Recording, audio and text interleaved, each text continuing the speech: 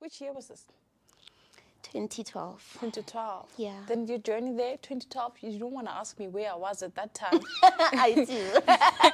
But how was that like, walking on the green grass of UJ in 2012? Oh my God. Everything that I was dreaming of that I didn't even have a reference to because I never knew about UJ before that.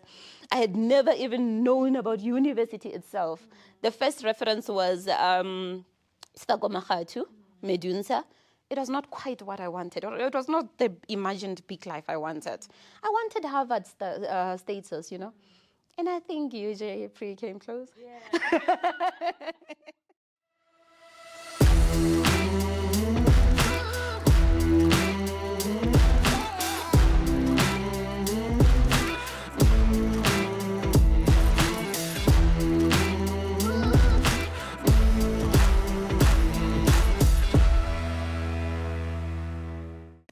Hello UJ family, my name is Sally Sitole and welcome back to the Campus Live. Today we have another interesting episode because you can imagine being a 14-year-old discovering that you are going to be a mom and not letting that stop you from reaching your goals. Well, today we have someone who is really, really ambitious and doing everything at her power, using her voice, using her power, using everything that she has to change her world. Precious Manaka is joining me. She is a finalist for Miss Curvy, but also her story is very interesting. I'm not gonna let her tell us the story in terms of what she's all about. Precious, thank you so much for joining us today. How are you?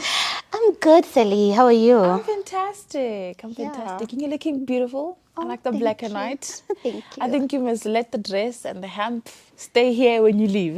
We will give you something to go. That one, I like the look so much. Thank you. How's the weather treating you? Oh, it's actually quite lovely today. Yeah. I mean, it's been cold, It's been so cold. I appreciate the weather today. Yeah. But before we start into the crust of the sash that we're wearing, because that's definitely getting my attention, let's begin by how was life, growing up, your childhood and so forth. Oh my, we're going there. Childhood, Kolepalale. Yeah. All the way, Limpopo Lepalale. Let's start by the fact that I grew up Kokufisang, so Yeah. excuse me, that's why I'm so hot. Yeah, okay. Okay. Yeah. I mean, I had quite a challenging childhood, I must say. Yeah. Basically, it's moving around a lot that I believe has shaped me. That's something that I can just share later on how it has. But my childhood was a lot, man. I look at it now, I feel it was a lot, from like growing in a male-dominated hostel, to traveling across, which made me hate taxis because I experienced a whole lot of traumas being in a taxi as a child, 6-year-old. And then to also the economic challenges where your mother one time is not working, is battling. She's trying the best she could. She sold like anything she could sell, that woman would make us sell. And she even tried to teach us business from that young age, because she used to stock from Pretoria, Marabastad, bring stuff, and then have us knock door to door to sell, you know. So that was quite interesting, but obviously challenging. Yeah. And then to the biggest challenge of my life, which was being pregnant at 14 years old. Yeah.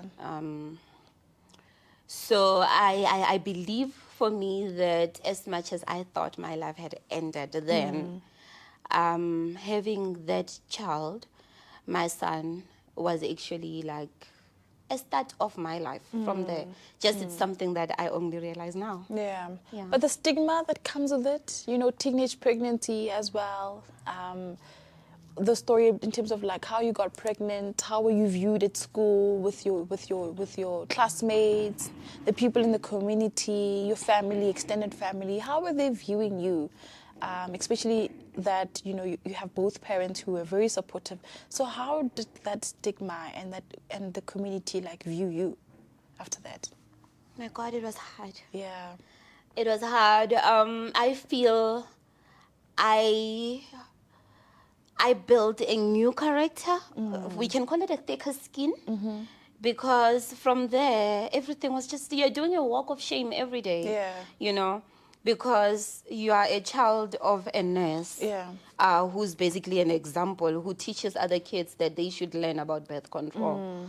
And then you dare get pregnant. Yeah. You are a child that is church going every day, every Wednesday, every Friday, every Saturday you go to church. And you basically also don't go anywhere. You don't play anywhere, you know. Yeah. So to being that child that is also like performing well in class and then pregnant, it's like, and you are like the youngest also in class. At the same time, you are that example they used to give to their kids, and then their example is pregnant. So it was hard. It was hard. The walk of shame, I believe it's something that probably like shaped me to becoming the person that is now able to just stand in the crowd and whatever you think of me, I mean, I've experienced worse. So it's okay, think whatever, but then I'm still going to push through and have whatever that I need to get or whatever I came to do here. So I believe that's what basically happened to me, that everything that I experienced, the bashing, the laughter that I had to get used to when I'm walking on the street. Yeah. I have to get used to the fact that somebody's saying something from Yeah. you're walking, you're pregnant, and you're 14. Yeah. And you just need to get used to the fact that you're an example. I think the highlight was my mom coming to the school to give a talk to the Yeah. kids and then having me as the example of what they shouldn't do, you know. So that, I think, kind of shaped me to say the worst that I ever feared in my life has actually already happened. Yeah, that must have been tough, hey? Honestly, yeah.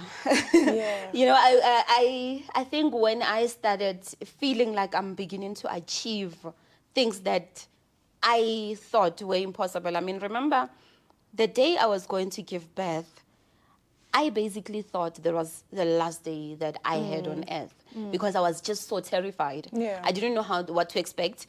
I expected pain. I mean, I was already told a lot about the pain that a woman experiences. You're not a woman yet, so, you know.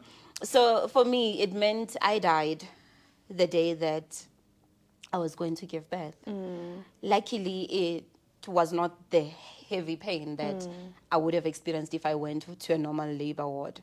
And I had support, you know, my parents were both working, like we were already doing better in life.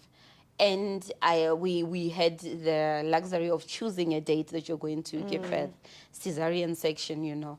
So I didn't know it was a luxury at that time, but the fear that I had, that meant the end of me, even what is a cesarean to start with, cesarean section, and what is being a mother to start with, the identity crisis, you know.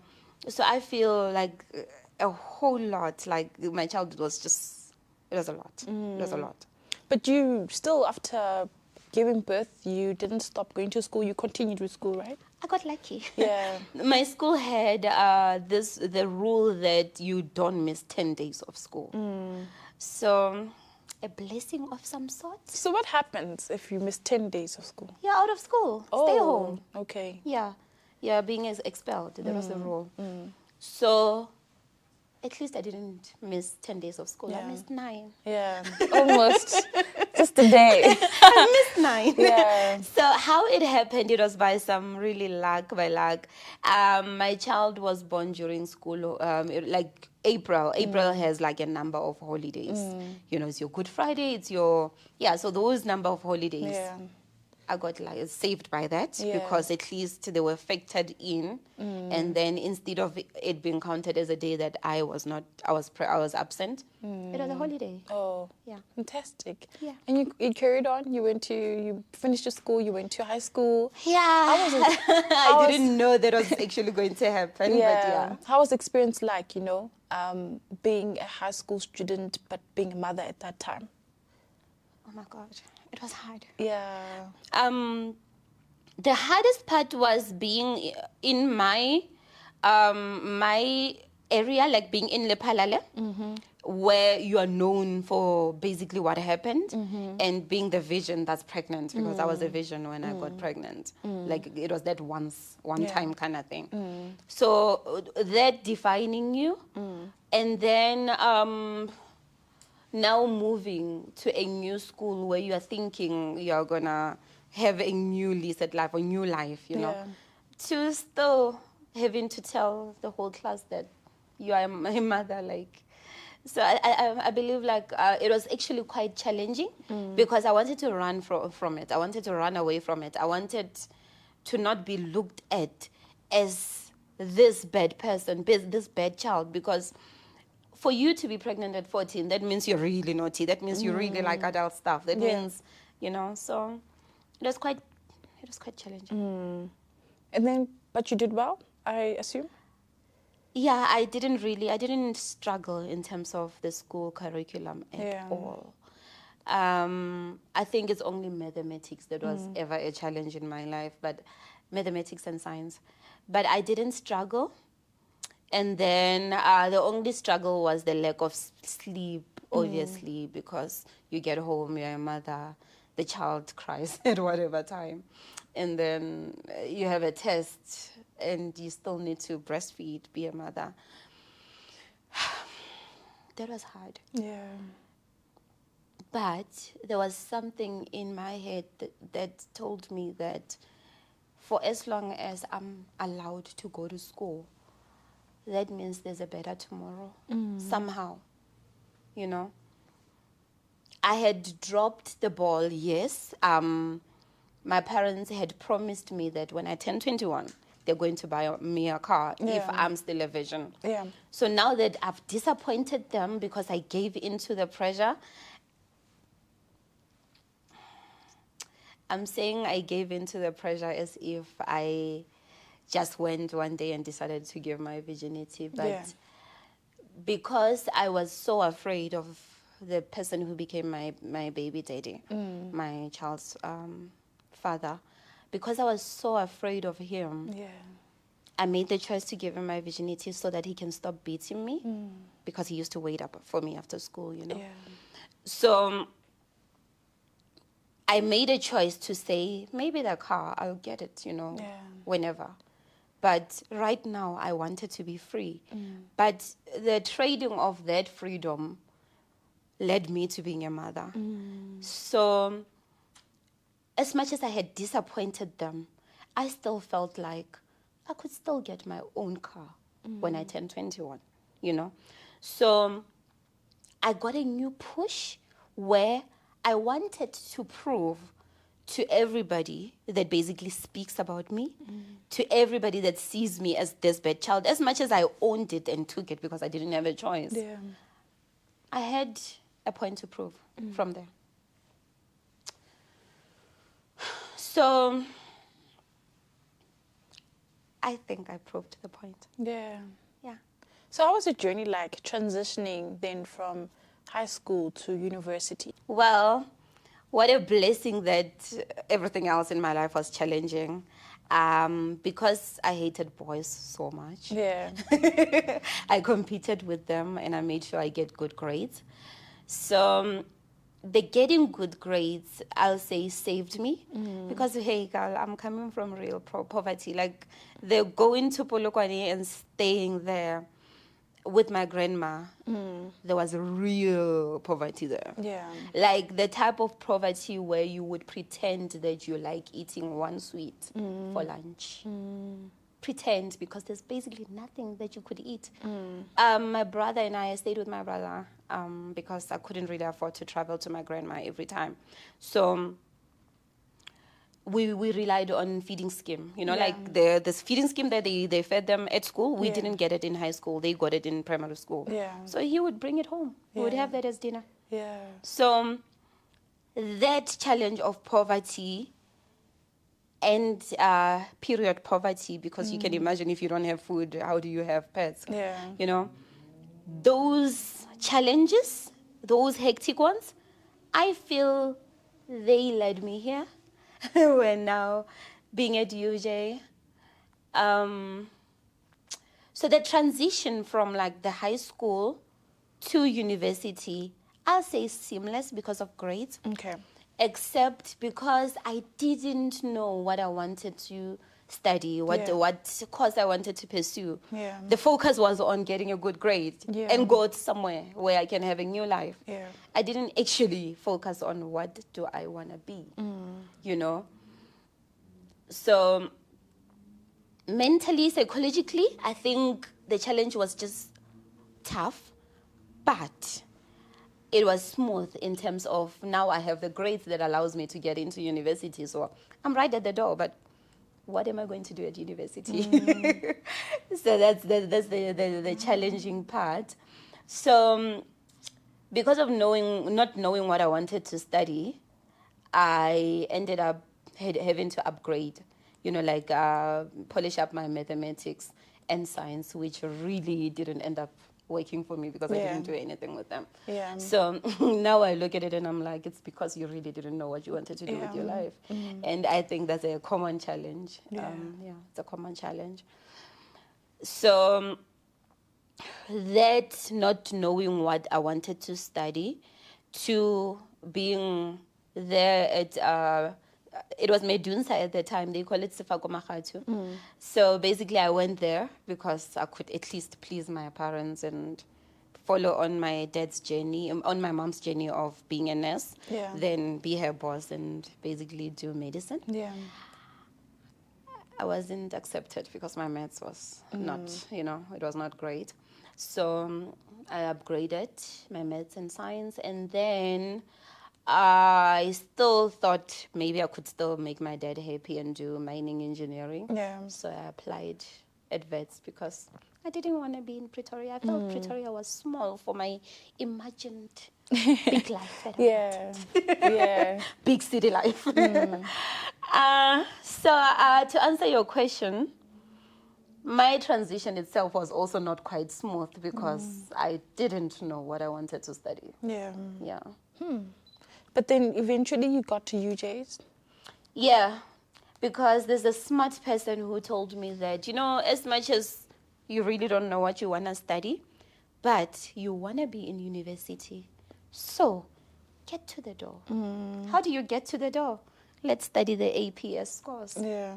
Which one can accept you with the APS score that you currently have? Yeah. I looked, film and TV. Yeah, that's very close to the big life I want. Yeah. I mean, you never know what it can lead you. You don't never know where it can lead you. So I applied for film and TV. Luckily, that's where I was accepted. Yeah. At UJ. Yeah.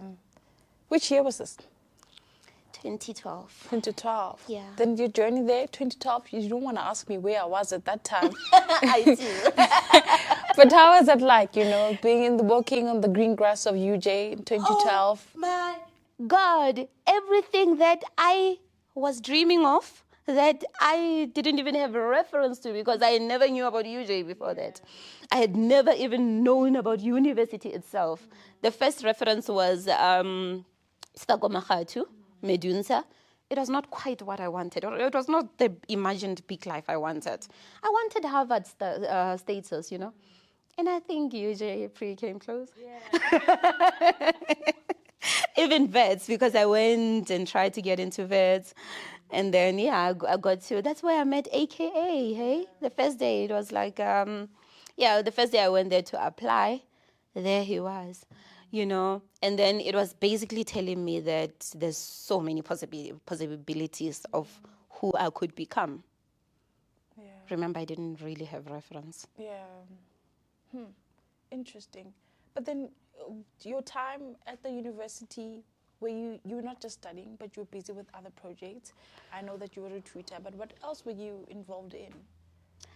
In my third year, I got basically called into being a tutor. That was an entry into leadership. Then I also, there's student societies. There were student societies under SRC, Student Representative Council that side. So I became campus chairperson. Okay. For campus media. the society. So it was campus filmmakers before, where like so many students just register like to be part of it. That's how societies work. We have that campus week where we have students just being interested in whatever that they want to be part of. And so I became part of campus filmmakers when I was doing my third year, right, my final year. And then from there, I saw an opportunity to basically use my film qualification to basically use it under campus media. And then because I just imagined myself as a production boss, I I pushed my way into being a chairperson. Yeah. I guess leadership is right there. Yeah. My leadership skills. I like how you always like make big moves, from a young age. Yeah, I mean, I was like 23. Yeah. I was 23 years old. And then 22, because when I turned 23, that's why I bought my first car. Let me just get my thing right. But anyway, yeah. So that year where I became campus media, campus media chairperson, I totally felt like a boss. And I could really like get my students. I had like around 120 students under my organization. And we got blessed enough to get funding from the SRC. They bought us equipment, I tried to get to use the equipment at the B5 studio, but I didn't really quite win. But I knew one day. It became this dream, man, to just have students, let me not call them to have students basically have voices. At that time, it was quite impossible. Like, at that time, you had to get your qualification first before you could do anything. I mean, we didn't really have social media at the time. Like, we had Facebook, but it was not as interactive as now. Like, at that time, you could only post a status written. Yeah. I imagined this visualized world where people just post and have their voices everywhere, which is something that is happening now. So somebody beat me into that dream. Yeah. Yeah. So basically that's what we did with campus media, man. Like the students shot all over campus. They used the videos to basically have their voice. And we traveled. We went to your SABC, we went to your Sasanya studios, and I basically had to show them how production life was like. I even took them to UJTV, like when it was just coming up. So basically it UJTV. found me. Yeah. Yes, when there was the previous that UJTV. Just after UJ Observer TV, Yeah. because that didn't really come into fruition. And also is there still UJ Observer? I have no idea. The newspaper? I have no idea. I wonder. But you are a student, you are busy taking so many roles to help other students. But then now, being a student is not a child's play. It's not a child's play. So were you able to do well in school throughout your years? I did quite well with my, let me not say well, with my undergrad, right? Then I got my qualification. When I got into my honors, right, doing my honors, that's where I was now running campus media as the chairperson. At the same time, I was a varsity TV presenter. At the same time, I was a tutor. And then as a tutor, I also was even given a little office because students preferred talking to me rather than going to the lecturer. So I was basically bridging the gap. Yeah. So I think they found it really easy to talk to me. So it was quite nice. I think even my boss at the time, which was the lecturer, she really appreciated me around that time. Like, she really appreciated me because she was just like, whenever I talk to the students, they literally want Precious, So I think I was doing quite well, but you can realize that I wouldn't have a personal life then. Yeah, You know. a lot of responsibilities. I wouldn't have a personal life, but I didn't mind. I mean, what was a personal life? Yeah. That was my personal life. It really drove me. It really drove me. I loved engaging with students. I just loved it. I just really did. And then I think I felt like I got my life together because before then, I was quite I grew up as a big child. Like, I grew up with a big body, which I think was the reason for part of my troubles. I mean, you're a young child, but because of this big body, it doesn't really show. Yeah. So I got my life together in a way that I started going to gym, I lost weight. So as much as I was helping other students, connecting them to whatever they want, and also like assisting those that, because I assisted those that were struggling, especially those that couldn't go to the lecturer and say, I didn't eat anything when I went to bed last night. Yeah. I used to assist those, like connect them to say, okay, we need to speak to UJ engagement. We need to, so I would do more of that. So I didn't think I needed to have a personal life, which I think is quite a downside, because you are a human being, not a robot. But which this brings me to, I think, the next conversation I want to talk about is the support system that UJ has for students, who are going through a lot. Let's talk about psych ed. Were you ever involved with psych ed? Not as an undergrad student, Okay. not in my honors year. Okay. We knew about psych ed, but it was a joke. Yeah. I mean, you see a person walking into psych ed, they have issues. So I never actually went there. Like, look at how many challenges I was actually battling with, including the fact that you're sleeping every day. You don't actually know where your child is sleeping. You don't actually know, and you care about that as much as you're a young mom, but you're a mom. The financial struggles, somebody could have helped me to say, hey, you don't have to sleep in the bathroom. Maybe this is the option you could take. Yeah. Were there even a feeding scheme? There wasn't at that time, or I just didn't know. But there wasn't, because I remember when I tried to connect students, that's when there started being one. Yeah.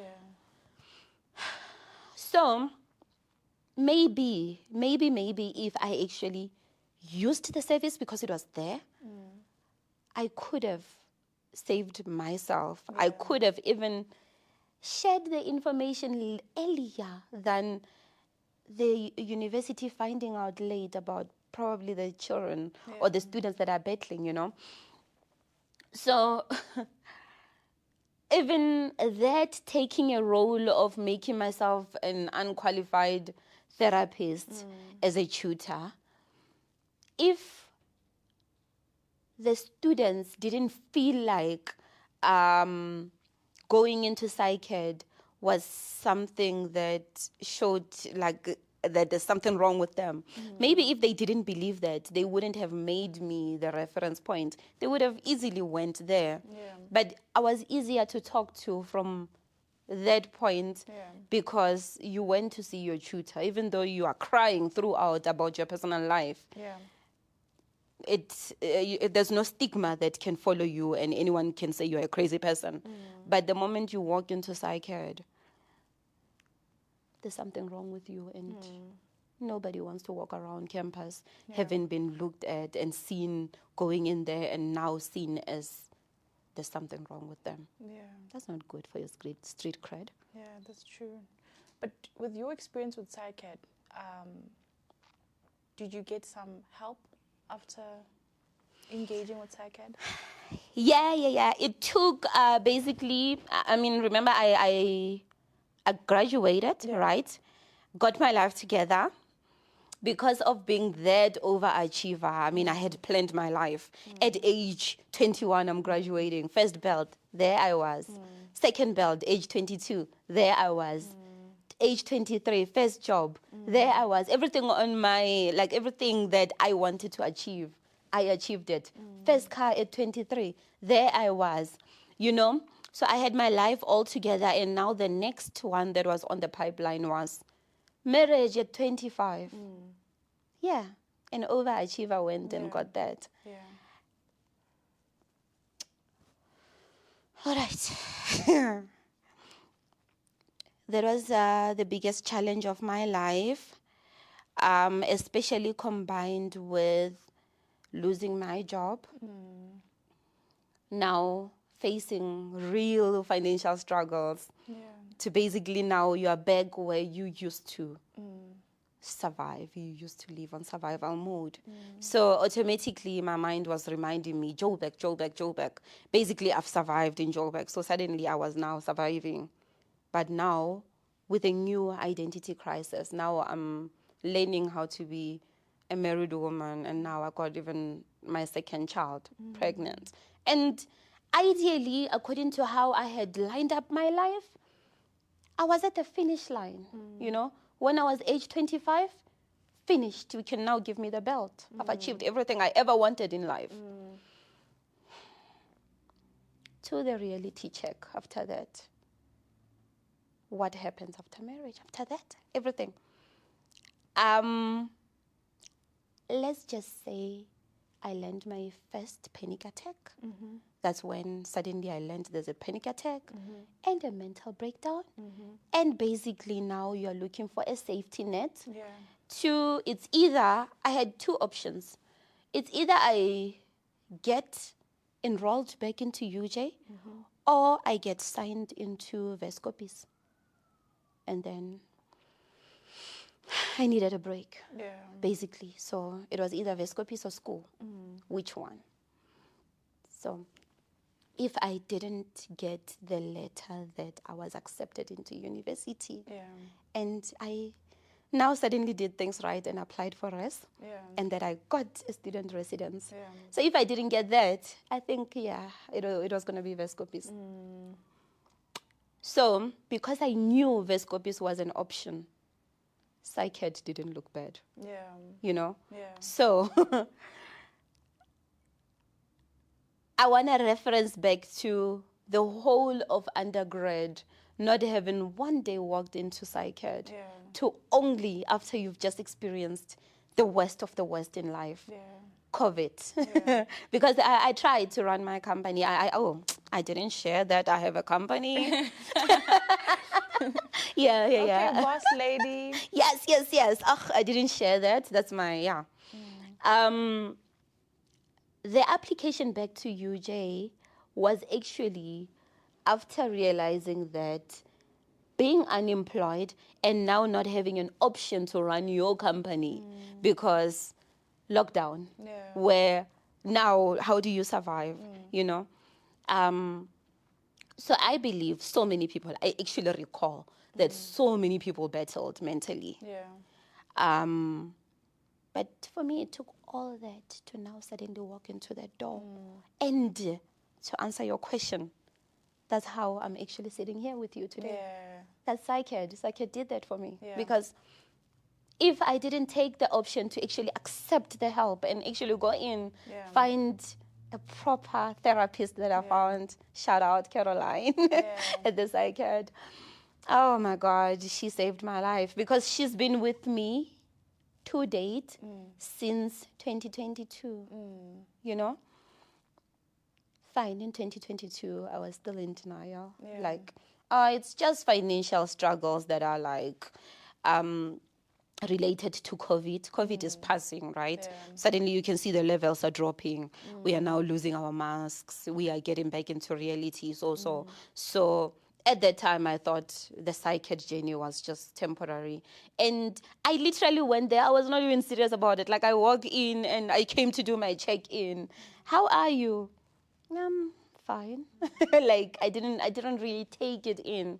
But I'm still proud that I was actually making my way there, even though I didn't take it serious enough. But because of that, not taking it serious and being in denial and being the overachiever that I am, I was unfocused, you know, unfocused so much that I dropped my grades in that first year. I was focused on looking like I'm making it instead of actually making it. And I know so many people are doing that. I know, like, youth, they have a lot of that. We want to live the Instagram life, you know. So I did pretty well with my Instagram life. Really, really pretty well. Like, Senton, I'm back in Jovax, therefore Senton. Yeah, but mentally, I didn't actually really accept that I was battling until everything basically fell apart. And now I was forced by life to accept that you are not together. And Yeah. then I took my therapy seriously. And honestly, therapy is just something that I would recommend, because even now I'm still going back to do my check-in, and I'm taking it as serious as the journey into Miss Curvy. Okay, speaking about Miss Curvy, let's just go deep into it. Not waste any further time. What is this all about? Because it's the first time I'm seeing it, but what is it all about? Okay, so Miss Curvilicious is basically an organization that is a home for full-figured, voluptuous women like me. So it's basically a home for plus-size women. So it's a pageant. It doesn't promote obesity. We are also fitness models. I know it's usually that thing, because it's like, okay, so that means you are okay with women just being big. That's what you want. Yeah. It's a home for us, but then we're not promoting obesity, because we also are about being healthy, which is something that I really align with. So yeah, Miss Curvilicious. It was founded by Mati Meke Pasha. She's from Limpopo. Shout out to Limpopo women. So she basically won Miss Curvy Africa. Africa, she went and competed in Nigeria. And then after that, that's when she founded Miss Curvilicious. So it's actually Miss Curvy South Africa. But hey. Yeah. So when is the finale? On the 1st of November. And what are you doing to prep yourself towards the finale? I'll say healing first. Yeah, I like that. I'm basically I'm owning my healing journey, and I'm basically saying I'm healing right in front of you, and heal with me if you want. So basically, my segment is mental health. Okay. Hence, I'm basically just talking about it also in psych ed. So what I'm doing to prepare myself is we were actually taught in our first meeting. They told us that you're not just gonna come in and say I'm full figured and beautiful. Therefore, that's enough. Hey, I'll win, and then hey, vote for me. What are we voting for? For what? Who are you? You know? What do you do? What do you do? So they said a queen, because obviously you win Miss Curvy, you are called the queen, right? We actually even regard it at each other as queens, like hey queen. That's how we regard to each other. So now, how do people support you? Is it voting only, or how else should we support you? That's where I was before we get to voting. Now I'm back.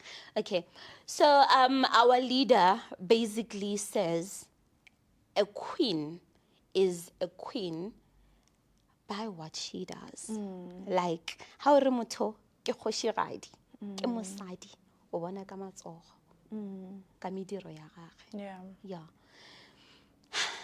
That basically sits with me, because it reminded me of how much work that I need to put in myself to feel like I basically am that woman worth of the title queen. Therefore, I need to be seen by the things that I do. So that also told me that I need to be truthful. You know? So basically that's how I'm getting up on my journey. I'm truthful about it. And then even the charity work that I'm doing, because they promote a lot of charity. You need to do a whole lot of charity. You know, pageants. Basically that's how pageants work. So even with the charities that I pick, it's basically being realistic. You don't just want to go with a sesh and take pictures and you're just like, you know, then vote for me because I came and donated this food. Did you check if they needed that? So basically that's how I'm being. Like, I'm being very truthful about it, to say, I go and then search, find out what is needed here. How does it align with me? How am I even going to be truthfully involved in this, instead of just doing it for the sake of the pageant, you know? So I'm trying to also build myself, heal, at the same time collaborate with people. Because there's this saying that I like that says healing yourself is connected with healing others. I like that. Oh my God, I need to remember who said this. I love it. So I believe that with healing myself, I can heal others, right? Yeah. Therefore, the charities that I do, I basically connected to my healing. That's how I feel proud to basically ask somebody to say, journey with me, Yeah. vote for me, collaborate with me, donate for this, because I'm truthful about it to start with. And also, it's something purposeful. Yeah. Because if it's real to me, it should be real to you. Or look at it like, come on, it's real. And if I'm telling you about my struggles, you should know that these struggles are real. Yeah. Therefore, if you choose to take it for granted, that's on you, right? Yeah. So with my first event that I did hiking. I love hiking.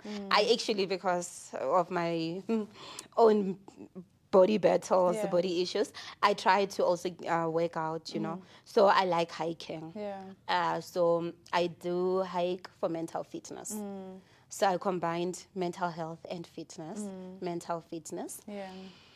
With that, I try to fundraise. So I have these beautiful T-shirts. You should check them out. Okay, will do. They're so beautiful. Like they have this, yeah. So I sell those to fundraise. They written mental fitness. I sell them 250. Basically, and the caps they also have, like, so it's green. Obviously, we have a green emblem and green caps because mental health is represented by a green color. So please do buy those T-shirts. They are quite lovely. And also join the next hike event. I'm doing another hike on the 3rd of August. Okay. Yeah. So what we do, the proceeds, I fundraise, and then the proceeds goes to an organization I would have selected. Okay. So I chose Vescopis because that's where I thought I was have going. a story. I have a story. So it was personal. Yeah. So I chose Vescopis. So with the first hike for mental fitness, we went and donated winter items, because whenever people go to Vescopis, it's like you're like they're taking care there, and then you forget about them.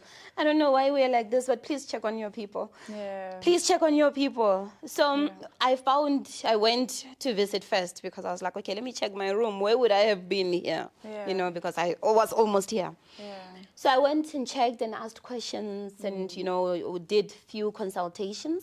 And then that's when they shared with me that most of them, as you can see, they didn't even have to share, honestly.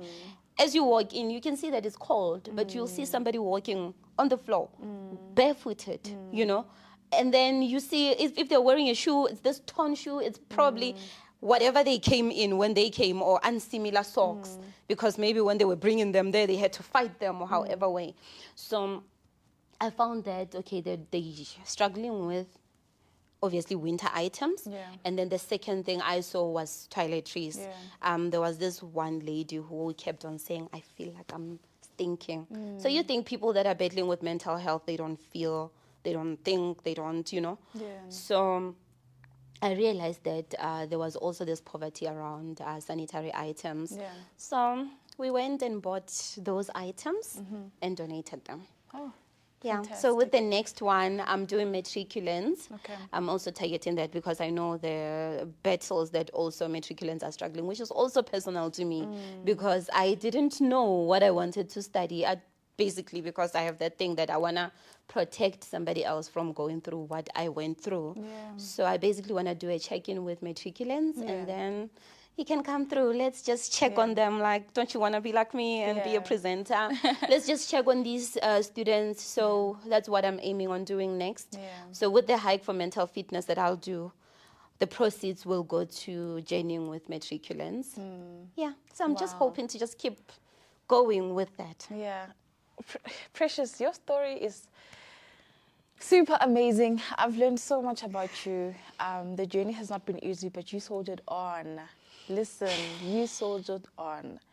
I'm telling you, your story is super amazing. Thank you so much for joining me today. Truly, truly appreciate it. Thank you. All the best with the rest of the journey. Oh, please tell them to vote for me. Please vote for me. Please tell them. Where do they vote for you?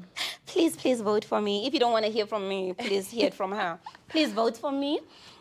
So we're basically using FNB. So you're going to write them here, right? Yeah. They're going to be written here. Okay. So here, down here, is my code. Reference is very important. The reference is very important. LIM for Limpopo. Okay. LIM 2405. Please use this reference. Don't get it wrong.